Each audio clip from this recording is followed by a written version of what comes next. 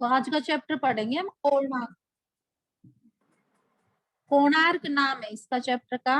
किसके? सूर्य मंदिर के बारे में बताया गया है कि ये सूर्य मंदिर है, ये किस तरह का है, इसको कब बनवाया गया था, किस राजा ने बनवाया था और किस उद्देश्य से इसको बनवाया था। तो देखो, प्रस्तुत पाठ में कोणार्क मंदिर अपनी कहानी स्वयं सुनाते हुए उल्लेख करता है कि वह उड़ीसा की 3 स्वर्णिम नगरियों भुवनेश्वर, कोणार्क और पुरी के त्रिकोण में स्थित है। कौन सी 3 नगरियों में बताया गया? उड़ीसा में है ये। कहाँ पे है? 3 जगह बीच में स्थित है, भुवनेश्वर, कोणार्क और पुरी। किसके आकार का है? त्रिकोण। त्रिकोण यानी कोने के आकार का है, तीनों साइड में कोने हैं। जैसे देखो इधर भी दिखाई दे रहा है, ये कोना दिखा दिया, ऊपर भी है नीचे भी है, तो ये त्रिकोण के आकार का ये बताया गया है। जो भारत के गौरव में इतिहास का प्रतीक है, कोणार्क के सूर्य मंदिर को बनवाने का श्रेय पूर्वी गंगा राजवंश के राजा नरसिंह देव को है। इसके निर्माण में 1200 कलाकार, शिल्पकार, स्थापत्य कलाविद 12 वर्षों तक रात दिन लगे रहे और तब जाकर यह भव्य रूप ले पाया। आज कोणार्क की कला की चर्चा विश्व भर में है। तो क्या बताया गया? सबसे स्टार्टिंग में बताया गया है कि यह मंदिर कहाँ पर है? उड़ीसा में है और 3 नगरियों से मिला हुआ है। कौन कौन सी है? भुवनेश्वर है, कोणार्क है, पुरी है। और किसके आकार का? एक कोने के आकार का है। और इसको किसने बनवाया था? गंगा राजवंश के राजा नरसिंह देव ने। किसने बनवाया था इसको? राजा नरसिंह देव ने इस मंदिर को बनवाया था। और बनाने में कितने कलाकार लगे थे? 1200 आदमियों ने मिलकर के इसको बनाया था और 12 वर्ष में इसको पूरा किया था।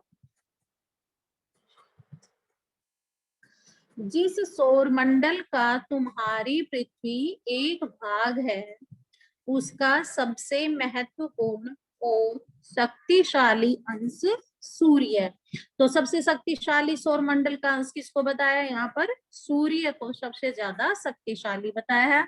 सूर्य क्या देता है? जो हमें ऊर्जा, शक्ति, ज्योति तथा ऊष्मा का अथाह पुंज है। क्या क्या चीज मिलती है सूर्य से? हमें ऊर्जा मिलती है, शक्ति मिलती है और ज्योति यानी रोशनी मिलती है, गर्मी मिलती है इससे। सूर्य से हमें ऊर्जा, प्रकाश,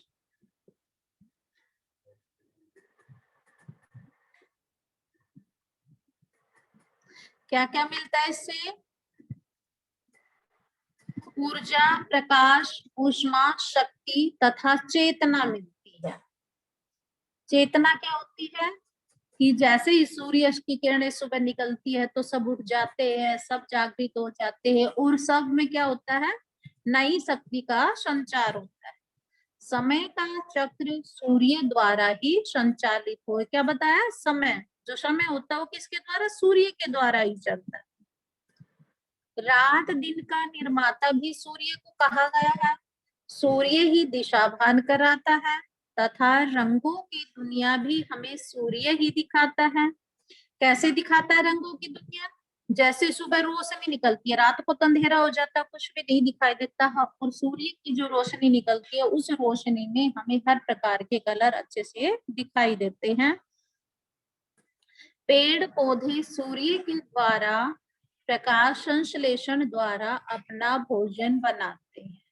तो कौन बनाते हैं भोजन? सूर्य की जो किरणें पड़ती है तो उसी के द्वारा ही जो पेड़ पौधे है वो भोजन ग्रहण करते हैं, जिससे जीव जंतु मानव सभी जीवित है। जल चक्र, नाइट्रोजन चक्र, सभी कुछ सूर्य द्वारा ही संचालित होता है। यही कारण है कि सूर्य हमारे जीवन का आधार कहलाता है। क्या कहलाता? सूर्य जीवन का आधार क्यों कहलाता है? क्योंकि हमें क्या क्या मिलता है इससे? ऊर्जा मिलती है, रोशनी मिलती है, शक्ति मिलती है। तो इसलिए क्या कहा गया? जीवन का आधार कहा गया। सुबह शाम का भी आनंद यही कराता है, और समय का चक्र भी सूर्य के द्वारा ही चलता है।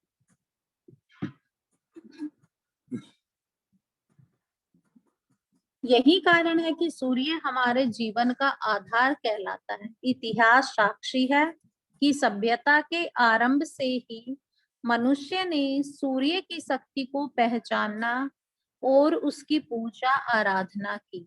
चाहे मिस्र हो या यूनान, मोहनजोदड़ो हो या हड़प्पा, सृष्टि के प्रत्येक काल में हर सदी में सूर्य के अपरिमित महत्व को श्रेय दिया जाता है। तो क्या बताया, कोई भी जगह हो, मिस्र, यूनान, मोहनजोदड़ो, हड़प्पा, मतलब पहले के समय में भी किसको महत्व दिया गया है? सूर्य को ही सबसे ज्यादा महत्व दिया गया है, और उसी की स्तुति की जाती है। स्तुति यानी प्रार्थना की जाती है, उसी की प्रशंसा। जीवन के आधार उसी सूर्य के विलक्षण भवन होने का गौरव मुझे प्राप्त है। ये कौन कह रहा है? ये कोणार्क जो मंदिर है वो कह रहा है कि मुझे किसका गौरव प्राप्त है? सूर्य के जो है विलक्षण जो भवन है, जो बड़ा भवन है सूर्य का, उसका गौरव मुझे प्राप्त है। जी हाँ, मैं सूर्य मंदिर कोणार्क हूँ। अब क्या बोल रहा है कि सूर्य मंदिर ही अपने बारे में बता रहा है। उड़ीसा की 3 स्वर्णिम नगरियों, जैसे आपको ऊपर बताया गया था कि भुवनेश्वर, कोणार्क और पुरी के त्रिकोण में स्थित है। भारत के पूर्वी समुद्र तट पर निर्मित एक अभूतपूर्व स्मारक, भारत के गौरवमयी इतिहास का प्रतीक, कला की उन्नत अवस्था का द्योतक और मानव की सबसे उत्कृष्ट और उदात्त भावना का उदाहरण है। किसका उदाहरण दिया गया है? कला का, कि भाई कितने सुंदर ढंग से बनाया गया है, इसमें किस प्रकार की कलाएं की गई है, इसमें चक्र बनाया गया है, इसमें पहिए बनाए गए हैं दो, और क्या बताया गया है इसमें कि भाई इसके द्वार पर सिंह की मूर्तियां हैं, हाथी की मूर्तियां हैं। तो इस प्रकार से इसको बहुत सुंदर ढंग से बनाया गया है। मुझे बनाने का श्रेय पूर्वी गंगा राजवंश के राजा नरसिंह देव प्रथम को जाता है। कहते हैं कि मेरा निर्माण 13वीं शताब्दी में राजा नरसिंह देव द्वारा अपनी विजय पताका फहराने और अपनी कीर्ति को सबके सामने प्रदर्शित करने के लिए हुआ है। मैं जब बनकर तैयार हुआ तो मेरा सौंदर्य विलक्षण था। तो देखो इसी पैराग्राफ में बेटे छोटे छोटे कई क्वेश्चन बन जाते, जैसे कोणार्क मंदिर को बनाने का श्रेय किसको है? गंगा राजवंश राजा नरसिंह देव प्रथम। किसने बनवाया इसको? गंगा राजवंश के राजा नरसिंह देव प्रथम ने इसको बनवाया है। दूसरा क्या दिया गया है कि इसका निर्माण कब हुआ है? निर्माण 13वीं शताब्दी में हुआ। इसका निर्माण 13वीं शताब्दी में हुआ। और राजा ने क्यों करवाया था इसका निर्माण? तो नरसिंह देव जो राजा थे उसने अपनी विजय पताका फहराने के लिए, किसके लिए? अपनी विजय पताका को फहराने के लिए उसने इस मंदिर का निर्माण करवाया था। तो देखो इसमें 3 क्वेश्चन हो गए हैं, भाई किसने बनवाया था, कब बनवाया था, और किस कारण से इसको बनवाया गया। अब इसमें क्या बताया गया कि कोणार्क क्या जो शब्द है वो कैसे बना है? कोणार्क 2 शब्दों से मिलकर बना है, कोण और आर्क। क्या क्या शब्द है इसमें? कोण और आर्क। कोण का अर्थ होता है कोना, और आर्क का अर्थ होता है सूर्य के लिए प्रयोग किया गया। आर्क किसको कहा गया है? यहाँ पर सूर्य को कहा गया है। और कोना कोणे के आकार का, यानी सूर्य मंदिर। तो क्या दिया गया है कि सूर्य के लिए इसको प्रयोग किया गया है। अतः एव मैं कोणार्क का मंदिर सूर्य भगवान को समर्पित हूँ। कहा जाता है कि मेरे निर्माण में 1200 शिल्पकार, यानी बनाने वाले, कितने? 1200। जिन्होंने मंदिर का निर्माण किया था तो कितने व्यक्ति थे? वो 1200 थे। शिल्पकार थे, स्थापत्य कलाविद, कलाकार व कारीगर। 12 वर्षों तक दिन रात लगे रहे। अब इसमें समय दे दिया, भाई कितने समय तक लगे रहे? वो 12 वर्षों तक। बेटे इसमें थोड़ा अंडरलाइन कर लिया करो पेन से। पेंसिल रखा करो अपने पास। तो इसके निर्माण में कितना समय लगा है? 1200 वर्ष लगे, और उन लोगों ने रात दिन लग करके इस मंदिर का निर्माण किया था, जब जाकर मेरे भव्य स्वरूप निखर सका। यह भी कहा जाता है कि राजा नरसिंह देव के खजाने से 12 वर्षों की धन मेरे निर्माण में लग गया था, जो उन्होंने अपने प्रधान वास्तुविद विष्णु महाराज को शीघ्र कार्य समाप्त करने के लिए आदेश दिए, किंतु कहीं न कहीं गणना की कुछ त्रुटि के कारण मुख्य स्तंभ टिक नहीं पा रहा था। क्या बताया गया था? जैसे इसमें स्तंभ बनाए जाते हैं, पिलर से बनाए जाते हैं, तो काफी कोशिश कर ली थी, परंतु जो मुख्य जो उसका स्तंभ था वो टिक नहीं रहा था, वो बार बार गिर रहा था। तो इसमें बताया जाएगा भाई क्यों गिर रहा था वो। तब उनके 12 वर्षीय पुत्र धर्मपद ने, जो विलक्षण प्रतिभा का धनी था, उस समस्या का निदान सुझाया और अंतिम पत्थर की चिनाई स्वयं कर दी। इस प्रकार मेरे निर्माण का यह अत्यंत कोमल और अलौकिक पक्ष है। तो क्या बताया है कि भाई जो उसका स्तंभ था वो काफी समय तक वो बना रहे थे, परंतु टिका नहीं था वो। फिर किसने?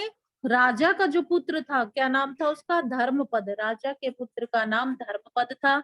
उसने क्या किया? जो पत्थर था वो अपने आप ही उसकी चिनाई की थी, उसने स्वयं उसको स्तंभ को चीना था।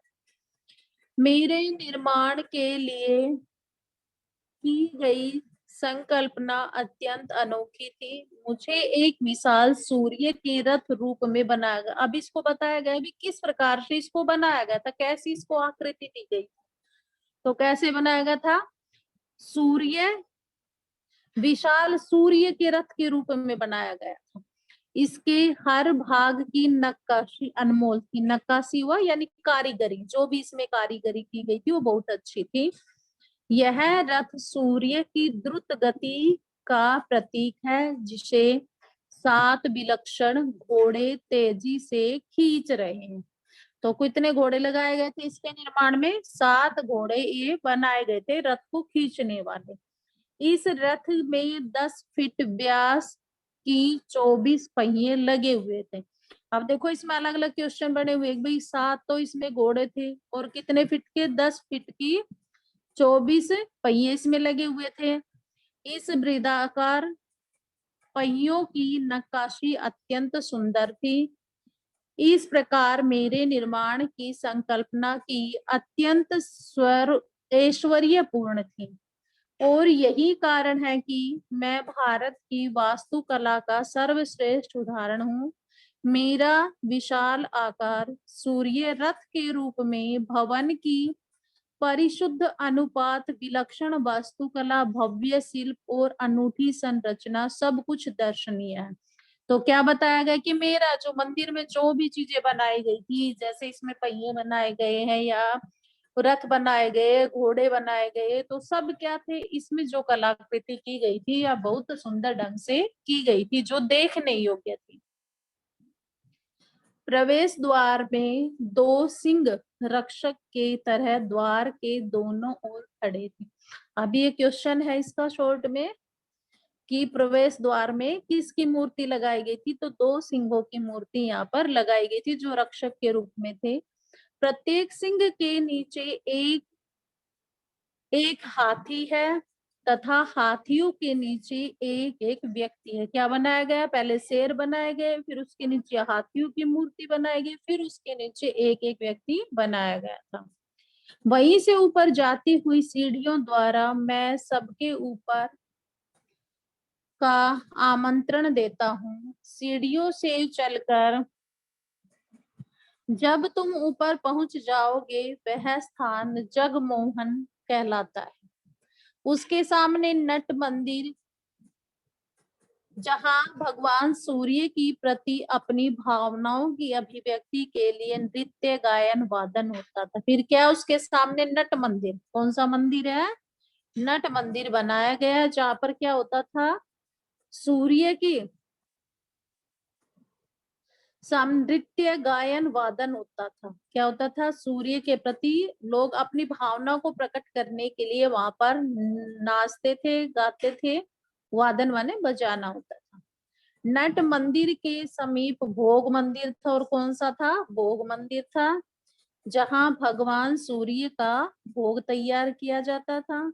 समय के प्रहार के बावजूद ये दोनों मंदिर अभी भी विद्यमान है। क्या बताया गया कि काफी समय हो गया, बहुत पुराना समय होगा, फिर भी ये मंदिर इस समय भी मौजूद है। जगमोहन वह विशाल इमारत है जो समय के प्रहारों के बावजूद आज भी अपनी गाथा सुना रही है। बीच में स्थित मुख्य स्तंभ के मात्र अवशेष देखे जाते हैं। अवशेष माने होते हैं टुकड़े। अब क्या हो गया, जैसे वो खंडित हो गए है मंदिर, थोड़ा बहुत टूट गया, तो अब जो बचे हुए हैं वो देखने को मिलते हैं। मेरे मुख्य स्तंभ की ऊंचाई 60 मीटर थी। अब इसमें ऊंचाई दी गई है, कितनी थी इसकी? 60 मीटर थी। इतनी ऊंचाई वाला भारत में कोई अन्य मंदिर नहीं था। मेरे कीर्ति स्तंभ के ढह जाने के कई कारण कहे जाते हैं। कोई कहता है कि भाई वो मंदिर क्यों ढह गया है, तो उसके कारण बताए गए हैं।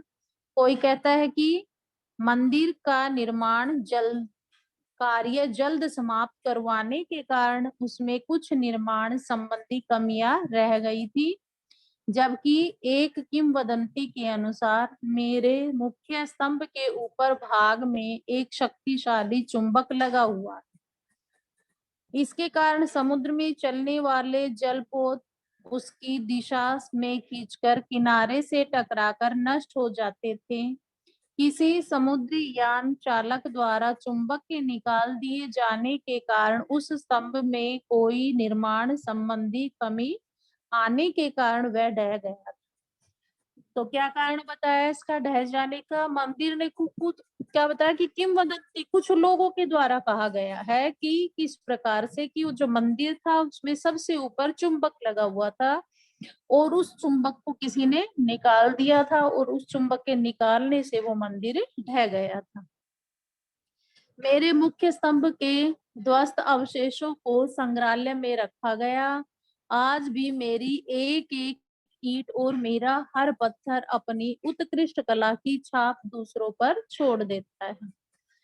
मेरी इमारत का हर भाग सौंदर्य का अद्भुत उदाहरण है। आज और सौंदर्य को द्विगुणित करने वाले दृश्य हैं। देवी देवताओं की भव्य मूर्तियां, राजा महाराजाओं के दरबार के दृश्य, स्वर्ग की अप्सराओं व गंधर्व लोक के चरित्र, संगीतज्ञ, गायक, नर्तक, नृत्यांगनाएं, साजिंदे, प्रेमी प्रेमिका, प्राकृतिक दृश्यों के चित्र, युद्ध के मैदान,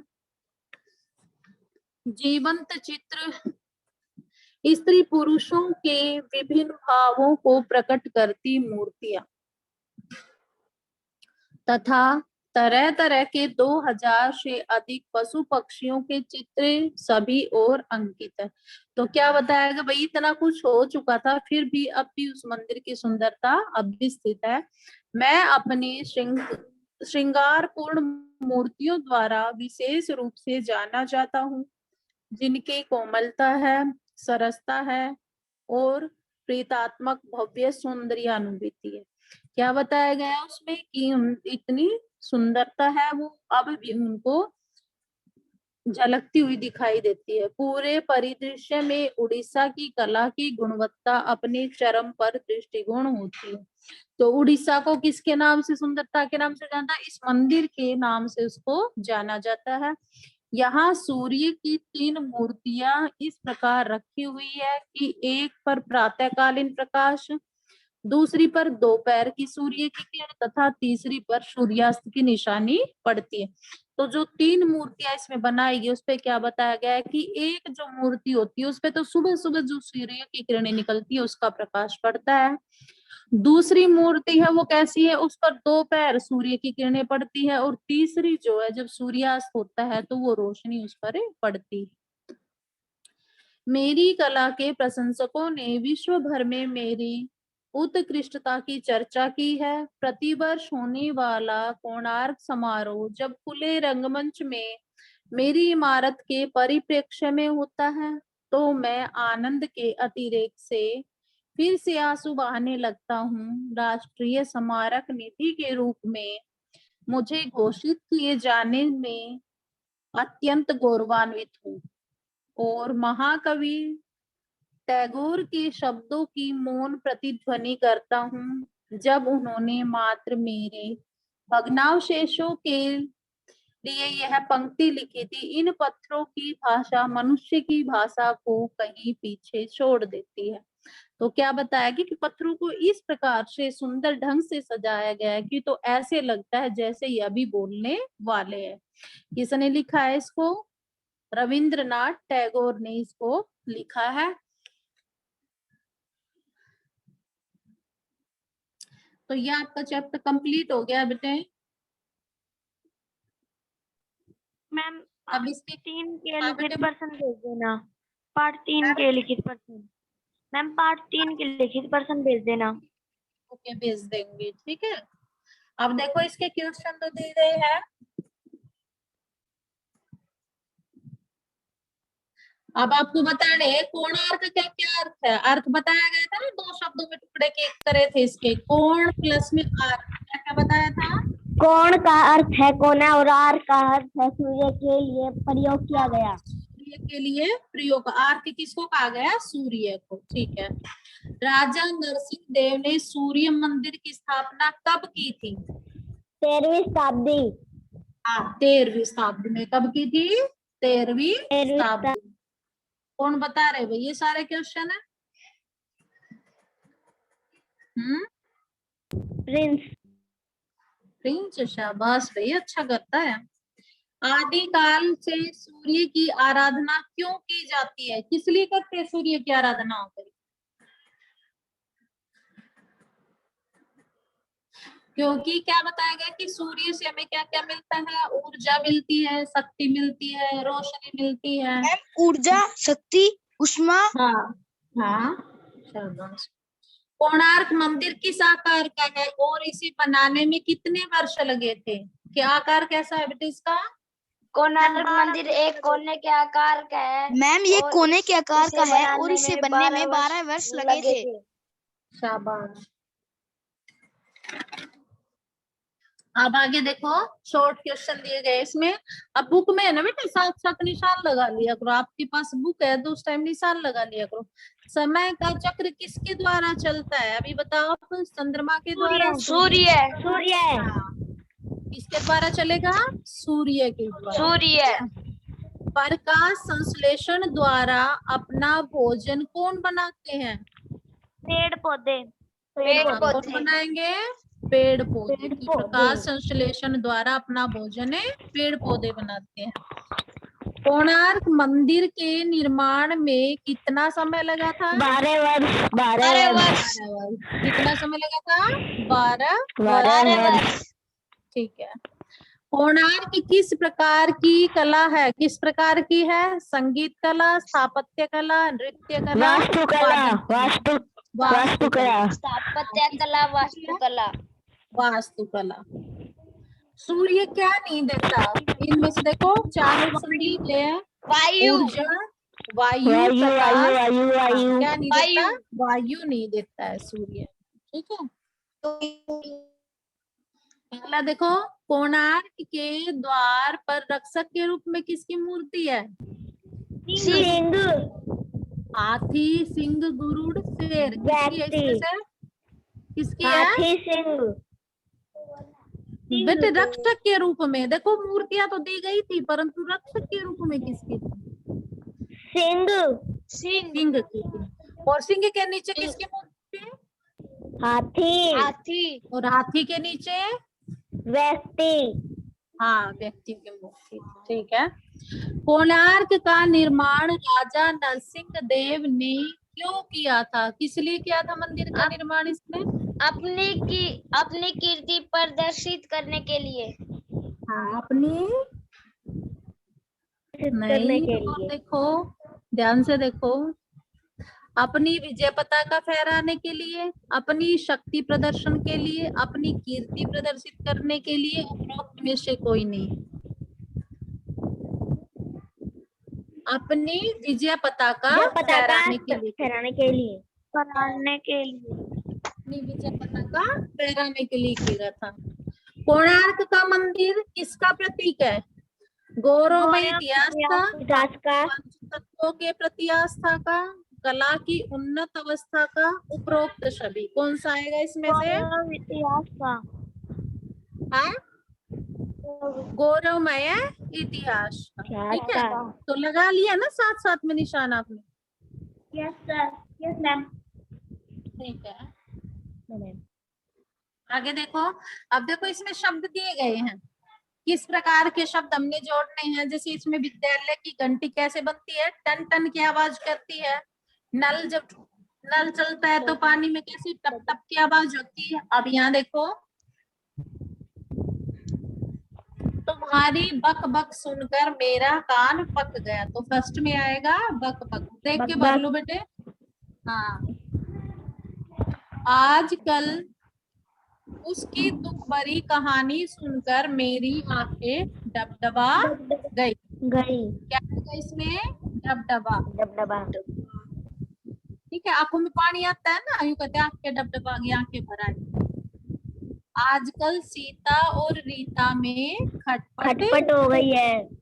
हाँ, क्या हो गई है? खटपट हो गई है। बरसात के दिनों में मेंढक कैसी आवाज करते हैं? मेंढक ठीक। गंदगी पर मक्खी कैसे करती है? ठीक है।